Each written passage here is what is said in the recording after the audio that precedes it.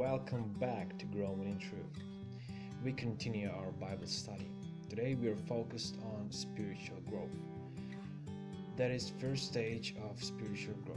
We know that spiritual growth is the process of becoming more like Jesus Christ. So we have to see how it works in real life. And as we all know, everything begins with faith. Of course, we're talking about Christianity. So spiritual growth begins with faith also. Let's read our verse 5. Now, for this very reason also, applying all diligence in your faith, supply moral excellence, and in your moral excellence, knowledge.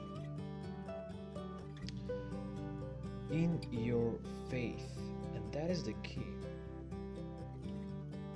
If you want to grow spiritually, you need to have faith.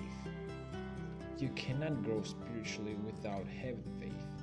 More than that, faith is a foundation of salvation, as we read in Ephesians chapter 2, verse 8. For by grace you have been saved through faith, and that not of ourselves, it is the gift of God. But you can ask, why faith? And that is very important. One of the things that we need to grasp is that we cannot grow not having a perfect example. Let me spell it out for you a little bit. We read in Revelation chapter 21, verse 27. And nothing unclean, and no one who practices abomination and lying shall ever come into it, but only those whose names are written in the Lamb's book of life. So, to enter in God's kingdom, we need to be holy. We need to be holy, because nothing unclean and no one who practices abomination and lying shall ever come into it. Let's look at Hebrew chapter 12, verse 14. This is another verse that we are familiar with. Pursue peace with all men and the sanctification, without which no one will see the Lord. This is God's claim on us. Jesus is our motivator, and we must strive to be like Him. This is God's plan for us.